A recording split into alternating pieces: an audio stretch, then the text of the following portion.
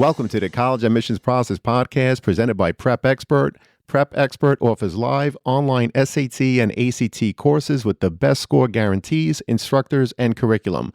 Go to prepexpert.com to guarantee your child's success. I'm also excited to share my book, Straight from the Admissions Office, a review of my biggest takeaways from the first few hundred podcast episodes. It's packed with direct insights from admissions professionals and practical tips to help students and their families navigate the college admissions process.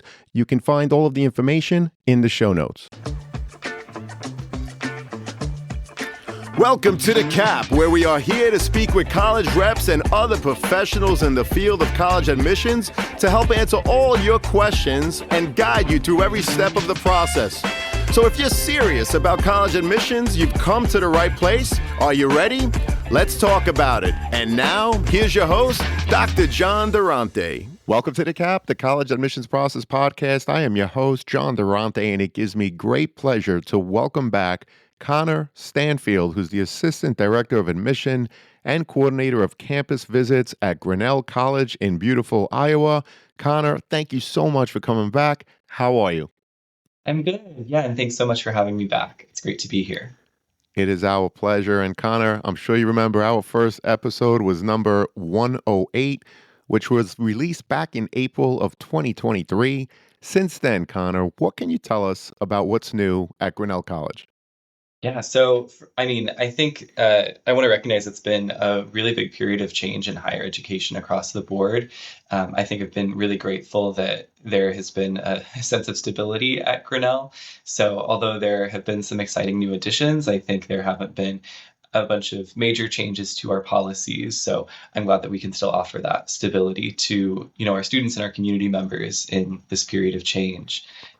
One big thing that we were really excited about is we finished construction on Renfro Hall, which is our newest set of residence halls. It's apartment-style dorms in downtown Grinnell. The building is named after Mrs. Edith Renfro Smith, who is our oldest living graduate at 110 years old.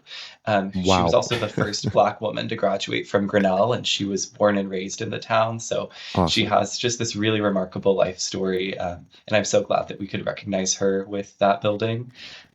We really want those residence halls in downtown Grinnell to promote student civic engagement with the town of Grinnell and central Iowa more broadly, really just to help students break out of that campus bubble. And they're just beautiful apartments. I mean, we toured them as the admission office, and they're sincerely nicer than the apartment that I'm living in right now. So I'm a little jealous of those students. And then beyond Renfro Hall, we're also set to open our Latinx Latina Cultural Center, which will open up this fall, and that'll join our pre-existing Black Cultural Center, Disability Cultural Center, and Stonewall Resource Center for LGBTQIA+ students.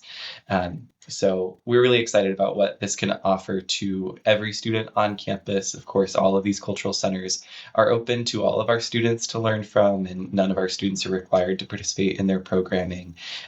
But one thing we're really proud of at Grinnell is our diverse community and those intercultural bonds that students can form. And we're excited to see how the Latinx Community Center can contribute to that. We've also hired a professor to launch our new Department of African Diaspora Studies, Dr. John Thabiti Willis, who's a leading scholar on the African diaspora. And then we also received a grant from the William Randolph Hearst Foundation to bolster our transfer recruitment policies. So there's a whole bunch of growth all across the board at Grinnell that we're really excited about. A lot of new things going on, definitely a lot of growth. Thank you so much for the overview. And Connor, Grinnell is widely recognized for its individually advised curriculum. Can you explain what that means and how does that academic model benefit all of your students? Yeah, absolutely. So I think there are two key things to keep in mind when thinking about the individually advised curriculum. There's the flexibility that provides, and there's the support that we want to make sure to offer our students. So speaking to the flexibility, the individually advised curriculum is pretty close to an open curriculum. On a technical level, there aren't any required classes for students outside of their first year experience in their major, and there also aren't any distributional requirements for students to fulfill. So it enables students to really come into Grinnell and explore widely, to take ownership of their education, to customize the classes that they take as it relates to their interests. And I think that removes a lot of pressure from students to identify exactly what they need to major in as soon as they arrive on our campus, and to just more naturally and organically explore what's available across our really rich liberal arts curriculum. And it also ensures that every student who's in every class on campus is actually excited about the material that they're taking, that they're not just taking that class because they have to check off a box to graduate. So I think that we like to think of our whole campus as this really lively, really intentional academic community. And we're glad that each of our individual classes can be a microcosm of that community. Just to speak a little bit more to that first year experience, which is one of those requirements for all of our students, that includes our orientation programming. It also includes the first year tutorial, which is a 4-credit class that students take their very first semester at Grinnell. That's really meant to be an introduction to college level writing. So we want to ensure that students understand Grinnell's high academic standards, but also all of the resources that are available to help students succeed at that level. But they're taught on such a wide variety of subjects, depending on the professor's interests. So, every summer we post the list of first year tutorials for our incoming students. And that's always an exciting time of year to see, is it going to be a class on Taylor Swift? Is it going to be a class on water and the ways that human beings engage with water? Or is it going to be a class on, classical Chinese literature? And I think our students are always excited to figure out what their first year tutorial is going to be as well.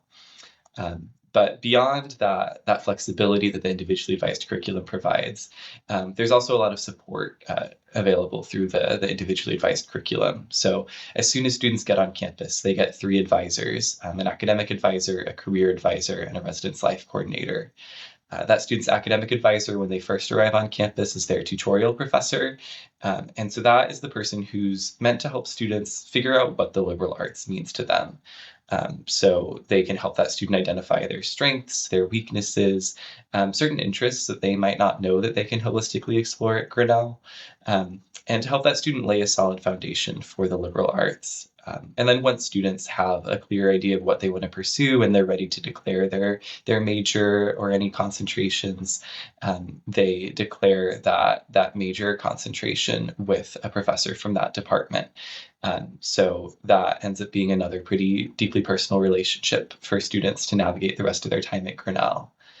Beyond students' academic advisors, they also have a career advisor, and that follows a similar model where when students arrive on campus, they get an exploratory advisor who helps them, better understand their values that they want to carry into a future career, the workplace environment they do their best work in, and all of the foundational skills about the job search and career prep in college. And then once they have a clear idea of what they want to pursue, they can join our career communities, which are all led by former professionals from these specific industries, whether that's business and finance or health professions or technology and data. And they provide more specialized support for students. I like to use the example of our health professions career community, which is currently led by Mary Jane Schroyer. And so she helps connect students with opportunities in the town of Grinnell to develop those more practical skills that they need for medical school. And she also forms a cohort of students who are all planning to apply to medical school so that they can navigate that whole process together, whether it's studying for the MCAT or doing practice interviews or just developing the list of schools that they're planning to apply for.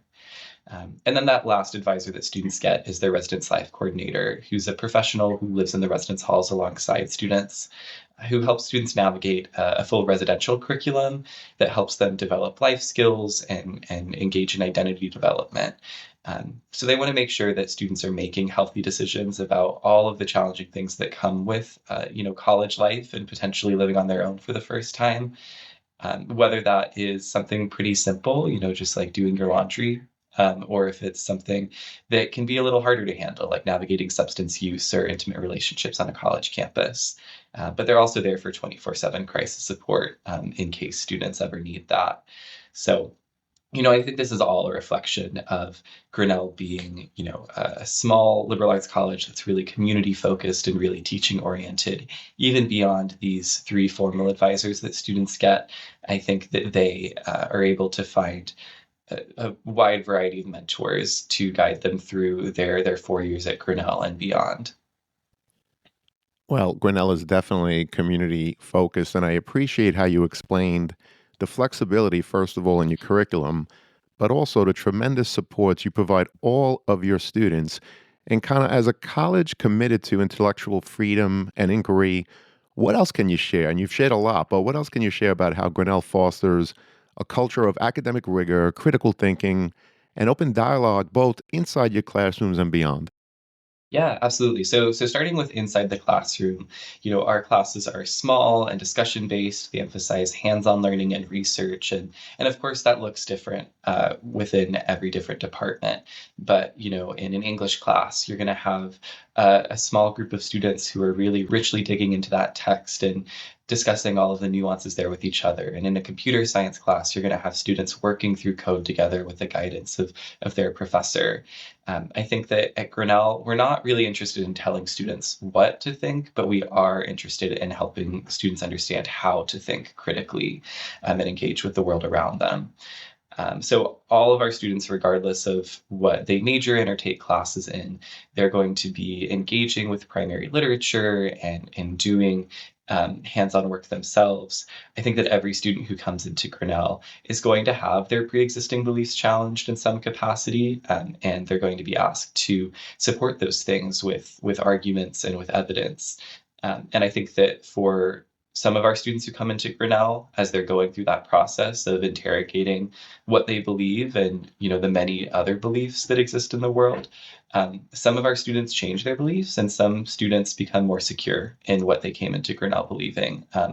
But I think that regardless, I think it is a useful exercise for students to engage in these difficult conversations with each other and figure out what exactly it is that they believe in.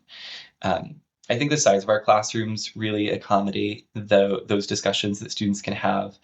But I also think the nature of just our residential community, right? The people who you are speaking with in class, they're not just your classmates, they're also your neighbors, your coworkers, your friends. So I think that it encourages students to learn how to navigate conflict a little bit more maturely. You know, I think that at the start of students' time at Grinnell, they might be inclined to shut out people who they don't necessarily agree with. But when you realize you have to spend 4 years living with these people, it encourages you to engage with their viewpoints a little bit more sympathetically than you might otherwise. But then outside of the classroom, there are also tons of supports to help students navigate our academic rigor. Um, there are writing mentors for certain classes. Some science classes have what we call science community leaders, who are upperclassmen who have succeeded in those classes before, who can provide mentorship to students. We have an office of academic advising. We have a really great office for accommodations and disability services, including a neurodiversity support specialist who works really intensely with first-year students to help them develop all the skills that they need to succeed in college, especially related to executive functioning and navigating change. I think as a college, we also have a really strong commitment to academic freedom and open dialogue. For the past semester, we've had these weekly campus-wide Know Your Rights forums on subjects related to immigration, the Americans with Disabilities Act, Title VI, Title IX, and more, because we want to make sure that our students and everyone who's in our community understands what it is that the law actually says and what their rights in this academic context are and how they can advocate for them effectively. We also make sure to host lots of events and activities to foster conversations across difference for students. Leading up to the 2024 election, we had weekly election tables at lunch that discussed both the upcoming US election, but also democratic elections around the world that I think help students place what was happening in the US in a global context. One thing that I haven't mentioned yet is just the robustness and the richness of our international student community. About 1/5 of our students are international students, and they were able to bring really rich perspectives about what politics looks like in their home countries and how that relates to what's happening in the United States right now. Every week, the Office for International Student Affairs, they host these presentations called Middle of Everywhere presentations. We like to joke at Grinnell that we're not in the middle of nowhere, we're in the middle of everywhere. And so these international students get to present on all different aspects of their country, their home country's cultures. And then our Center for Religion, Spirituality, and Social Justice hosts regular interfaith conversations that are hosted by our rabbi and chaplain, Sarah Bremer-Schley, as well as our associate chaplain, Reverend Cassandra Lawrence. So I think there are lots of great opportunities for students to engage each other across difference and to be supported as they learn from each other. Well, there's definitely a lot of opportunities for all of your students at Grinnell, and I truly appreciate how you explain that. At Grinnell, we are not interested in telling students what to think, but how to think critically, which I think is important for students to really understand your overall mission and philosophy. Another thing that students and their families are very interested in, Connor, is hearing about the holistic application review. So, can you walk us through your holistic admissions process and what kinds of qualities, values, or experiences stand out in applicants who are a particularly strong fit for Grinnell's community?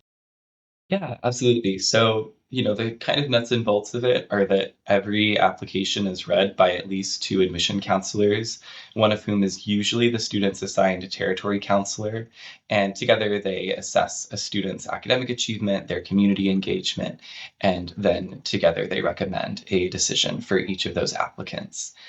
And I think there are three main considerations that we're thinking about through our holistic review process. One, how academically prepared is the student? Two, will they make positive contributions to Grinnell's community? And three, do they seem interested in the possibility of coming to Grinnell? So related to academic achievement, we place a really strong emphasis in seeing that students have earned strong grades in a rigorous set of coursework within their high school environment. And what that means varies from student to student and high school to high school, because our review process is highly contextual. So, a student whose high school offers international baccalaureate the full international baccalaureate diploma program, we might expect that a student is taking maybe that full diploma program or at least a wide selection of classes from that program. But a student who goes to a high school that, maybe doesn't offer as many IB courses or advanced placement courses, a strong set of honors coursework could also indicate that they sought out rigor in their high school environment. We are currently test optional, and we anticipate remaining that way for at least the next admission cycle, but we are doing some internal research just to make sure that the students who come into Grinnell without submitting a test score are succeeding at the same levels as the students who do submit test scores with their application. So I don't have anything more to say about what our official decision might look like for future years, but for our upcoming, fall of 2025 admission cycle, we will remain test optional.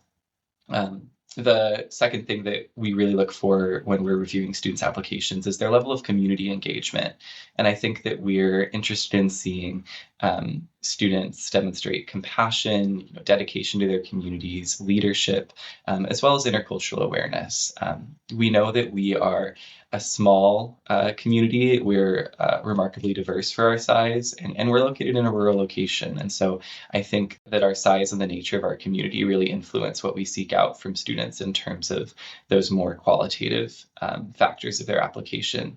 We want to make sure that we maintain our lively campus culture, and that we are bringing in students who are going to respectfully and thoughtfully navigate all of the diversity that we have on campus.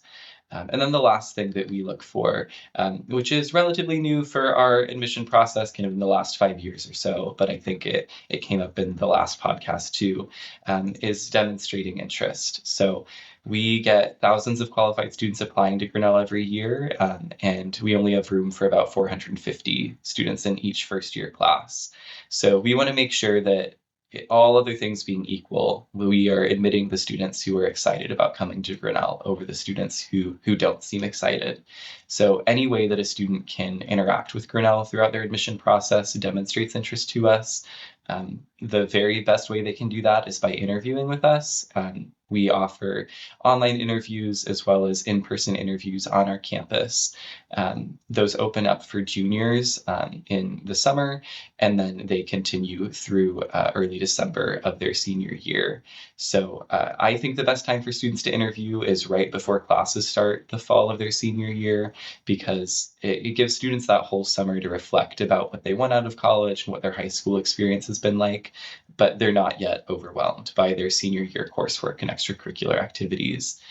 So that's a really great way to demonstrate interest. Visiting campus is, of course, the other really, really top tier way to demonstrate interest. But any way that students engage with us, whether by attending in-person or virtual events, or just reaching out to their counselor to introduce themselves, those all demonstrate interest for us. Informally, we have an optional supplement that students can also submit as an informal way of demonstrating interest. And then, of course, if Grinnell is your very top choice school, applying early decision is a really, really excellent way to demonstrate interest and to distinguish yourself in our application review process. Well, thank you so much for the tremendous overview. First off, you mentioned that each application is read by two admissions representatives, and you're really looking at three things. Number one, the academics. Number two, the community engagement that the student took part in throughout high school, but also how they're going to contribute to your awesome community at Grinnell. And number three, you want to know if, in fact, the student seems interested in Grinnell. So we talk about that thing called demonstrating your interest. Students at Grinnell, they definitely track it. Connor talked about conducting the interview, visiting, and also reach out. We know that the number one way, by the way, to demonstrate your interest is to apply early decision, which of course is a binding agreement. Connor, you also talked about the fact that Grinnell is, in fact, test optional. So how should students think about submitting scores, Connor, and how does your team ensure equity when reviewing applications without those standardized exams? Yeah. So my advice to juniors is that they should study hard for the ACT or the SAT or both, and they should do as well as they can on that test, because a strong test score can open doors for you at Grinnell and at many, many other institutions across the country. So you're setting yourself up for success to study hard for those standardized tests and to do well on them. Once you have your test score back, I think that's when you can think more critically about whether you should submit it to Grinnell or not, as well as to other institutions or not. And at Grinnell, I would say that you should only submit your standardized test score if it strengthens your application, because we do not penalize students in any way for not submitting their test score. And we see that bear out in the data very well, where about half of our applicants, about half of our admitted students, and about half of our incoming first years do submit their test scores, and the other half does not. And that has been pretty consistent for the past several years that we've had our test optional policy. When we do get test scores from students, we make sure to review that test score in the context of their high school and their community. So, if you are coming from a high school or community that is, really competitive, that has a really high standardized test score average, we do expect that your test score is pretty high. But if you're not coming from that background, maybe from a more under-resourced environment where students don't tend to do especially well on standardized test scores, we don't expect that your test score will necessarily reach that level of students who come for much more privileged backgrounds. Just for a little bit of context, the mid 50 for our ACT right now lands at about 31 to 34. For the SAT, it runs from about 1420 to 1550. I do always want to remind families that these are skewed upwards. These are the middle 50 test scores of students who felt really confident in their test scores and felt like they improved their application. So generally, right, if your test score falls in or above that range, it can be a really good idea to submit it. But again, if you're a student who's not coming from, the most privileged background, your test score doesn't have to fall in that range to still distinguish your application. If we don't receive a test score from that student, what we do is we just put a magnifying glass on the rest of that application. Since we divide up application review by territories. Typically, right, the admission counselor who's reading applications from a particular high school has a pretty good idea of what that high school's academic offerings look like and what strong academic achievement looks like within the context of that high school.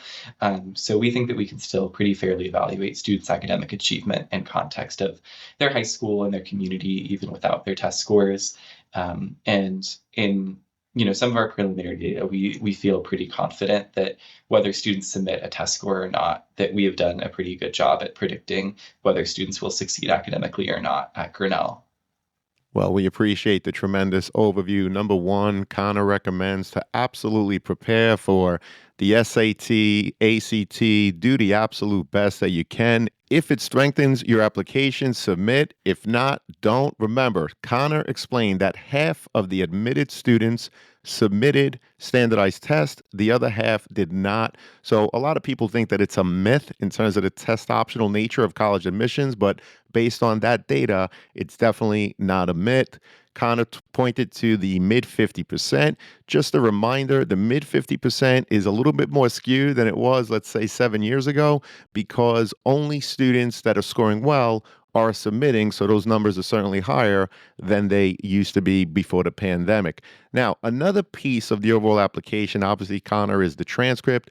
When reviewing a student's transcript, what aspects beyond just the GPA matter most, such as rigor, course availability, and grade trends?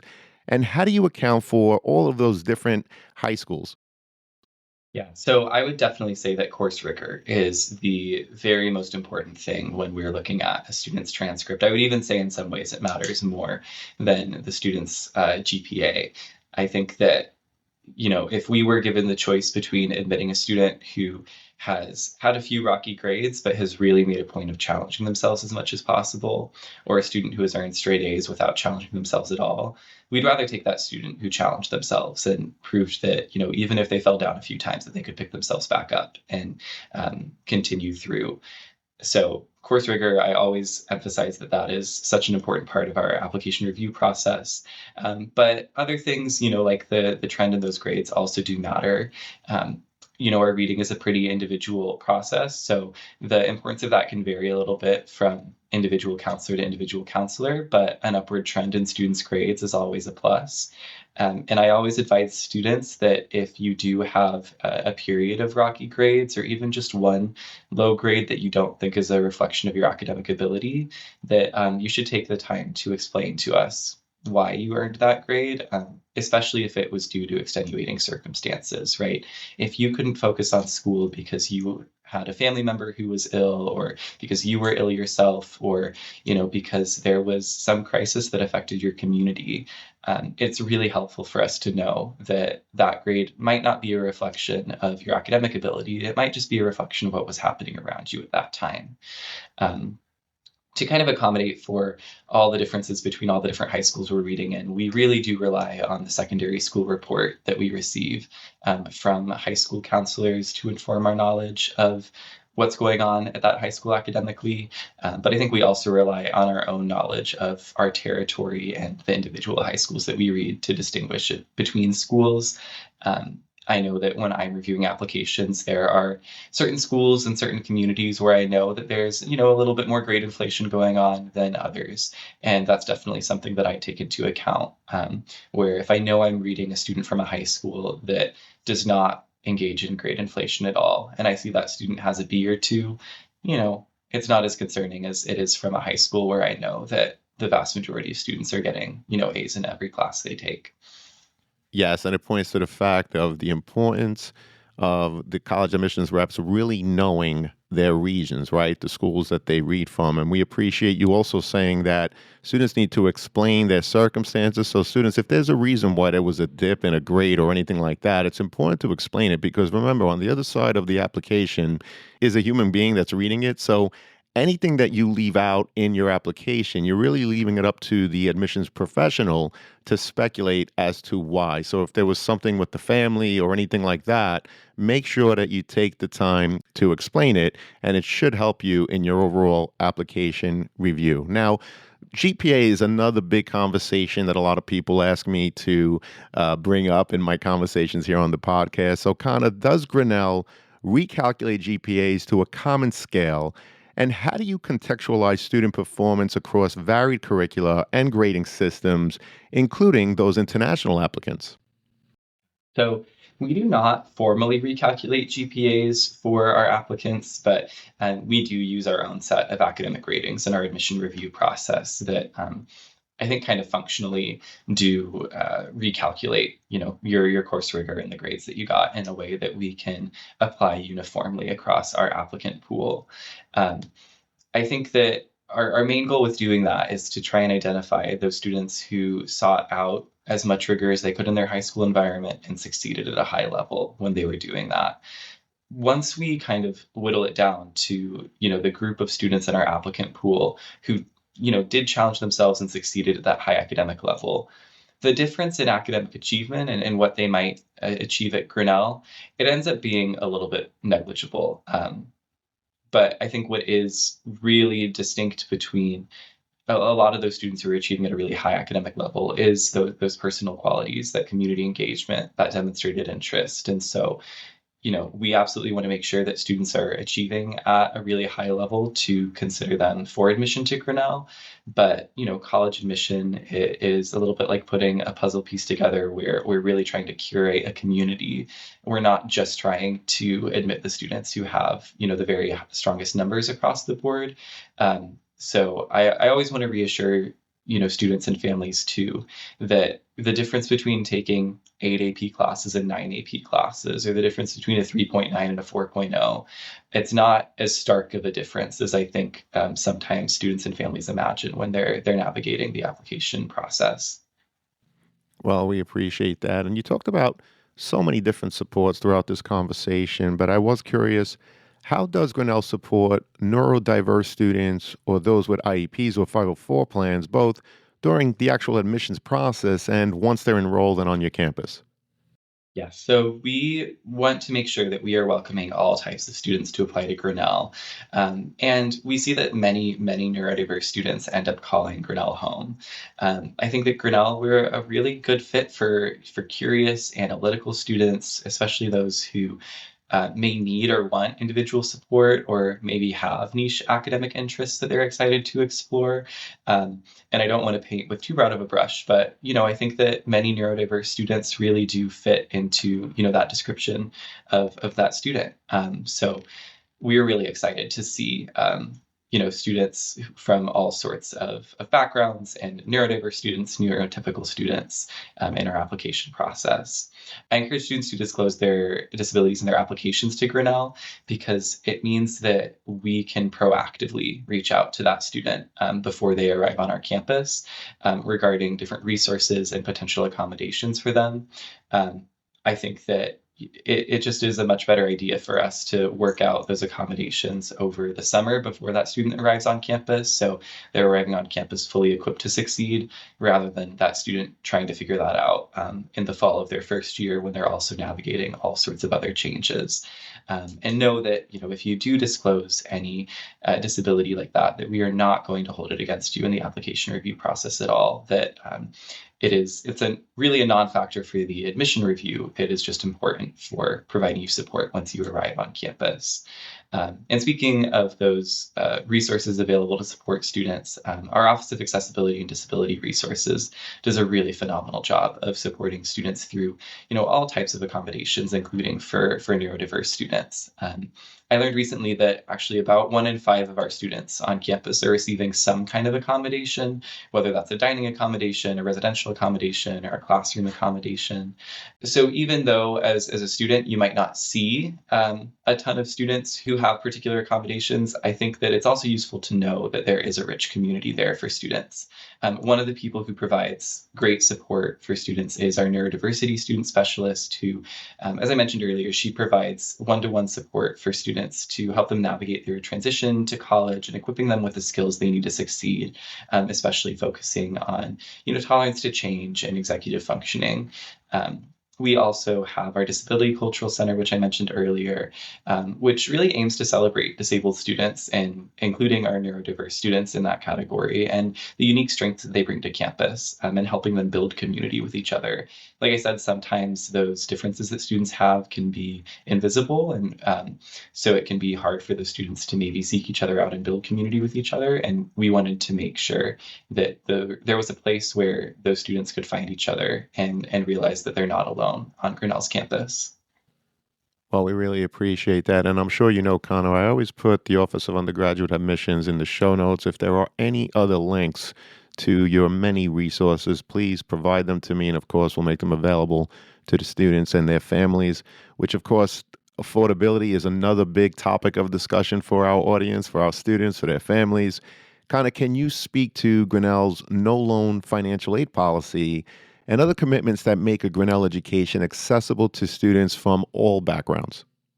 Yes, yeah. So our no loan policy, that was super exciting. This is now, we just wrapped up our fourth full year of the no loan policy. So actually, our recent graduates did not have loans included as part of any of their initial financial aid packages.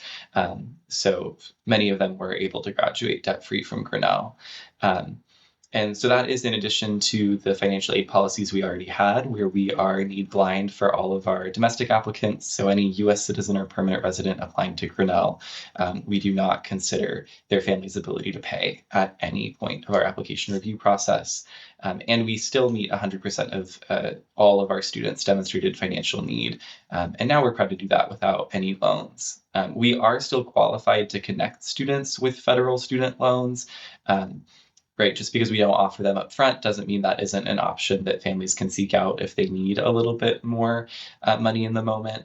But we don't include them in that initial aid offering. So we meet your full need just with grants and with the opportunity for work study.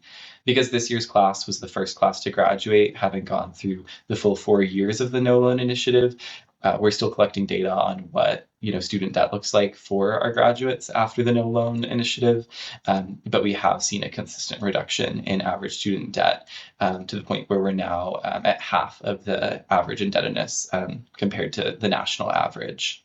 Another financial support that I'm excited to share is our new Grin Books program, which is going to start this fall. So the cost of textbooks has always been included as kind of an estimate in students' aid packages. But now they will be automatically provided to students at the start of each semester, so students are paying this kind of one fee that is kind of the average of what we expect students would pay for textbooks. And so our hope with that is that students are no longer caught off guard by the price of textbooks when they arrive on campus in the fall, and that they're not choosing their courses just based on the cost of the textbook, that they're not saying, okay, well, this organic chemistry textbook is a little bit more expensive than this other textbook, so I'm not going to take organic chemistry this year. We've had a textbook lending library for many years that provides textbooks to low-income students. And now that textbook lending library is going to focus on supplying other course materials and optional textbooks for those low-income students. So I'm really excited to see this Grin Books program roll out. And the office that runs that textbook lending library, they have tons of other supports for students. They have a food pantry for low-income students. Maggie Bell, who's our first-generation low-income student specialist who runs that office, she runs all sorts of programming for our first-gen low-income student population to build community with each other and to learn all of the hidden rules of higher education. Well, it seems like there is nothing that you guys have not considered, from supports with loans, with supports with textbooks. It really is amazing. Grinnell definitely has something for each and every one of your students, not only inside your classrooms, but beyond. Connor, this has been a phenomenal conversation, as I knew it would be, because the first one was awesome, and here we are again. Before I come to the last question, I always like to ask, is there a question that I didn't ask that you wish I had, or anything else about Grinnell that just didn't come up in the conversation that you'd like to share with us now? Yeah, I just want to share some of the benefits that I think of related to our location in Iowa. Um, A bit about my personal background is that I grew up in Albuquerque, New Mexico, and my very first time in Iowa was arriving to campus for new student orientation. So it was a new environment to me, but there are so many things that I've grown to love about Grinnell's location. There's this great culture of small town friendliness where, people are waving to each other. I had a student I worked with in the past who grew up in Brooklyn who joked that he was caught off guard when he arrived at Grinnell because when he would go to cross the street, cars would stop for him. They wouldn't try to like speed past him. They would stop and they'd wave him past and they'd smile and wave at him. And so I love that small town friendliness we have at Grinnell. There's also so many unique opportunities related to prairie conservation and to astronomy because of our rural location. A short drive off campus, we have the Kennard Environmental Research Area, which is a 365-acre field station. It's open to the public, so any student who wants to go out there and just kind of wander through the prairie is free to do that. But it's also a great space for classes to visit. And, of course, our biology classes love to go out there to do field work. But also you'll see classes in, maybe the theater, dance, and performance studies department going out there to, develop a dance that's inspired by nature in the Iowa prairie. Because we have such limited light pollution in Grinnell, there's also great opportunities for students to conduct research related to astronomy. And so, that can be fun if you're doing that serious astronomical research at our observatory, but it can also be fun if you just want to go out and do some casual stargazing with friends. We were really lucky this year in that there were multiple times when the northern lights were visible from our campus. So seeing all the pictures of the northern lights over Grinnell's campus was really, really cool to see. And I know that politics are becoming an increasing concern in students' college searches, but Grinnell is really dedicated to ensuring our students' well-being, regardless of what the political climate looks like, whether that's nationally or on a state or local level. Well, that's terrific, Connor. Thank you again for the overview. And this has been a phenomenal conversation. It does, unfortunately, lead us to the last question, which is, what are your top three pieces of advice for students and their families preparing for the college admissions process, especially those considering highly selective liberal arts colleges like Grinnell? Yeah. So the three big things I would say are stay organized, ask for help, and relax. In terms of staying organized, right, we all have different offerings, different requirements, different deadlines, different policies, and it can be hard to keep track of them. So, figure out whatever method works for you that helps you keep track of all those things. Maybe it's a spreadsheet. Maybe you can make a separate college email that a trusted adult in your life has access to so that they can help you keep track of all those different things. Asking for help, I think, is also really important. I think many students who are applying to highly selective colleges, they're probably used to being highly independent, but it's okay to seek out help. Your high school counselors are there to help you. Your college counselors, we are here to help you. We are always happy to explain anything that might be confusing to you about our application process or anything you're curious to learn more about what we offer on our campus. If you need something, the worst that we can say is no, and it never hurts for you to ask.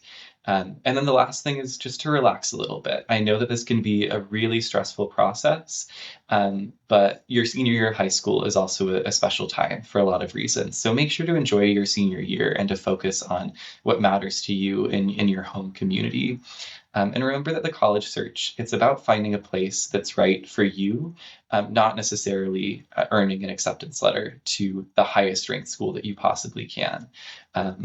I probably should say this as a college admission counselor, but I don't necessarily believe that there's one perfect school for a student, right? So much of my job is selling Grinnell to students, but I think that most students can be happy at a lot of different schools around the country.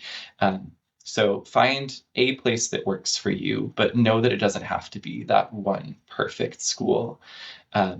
Alumni of Grinnell live really happy, meaningful, successful lives.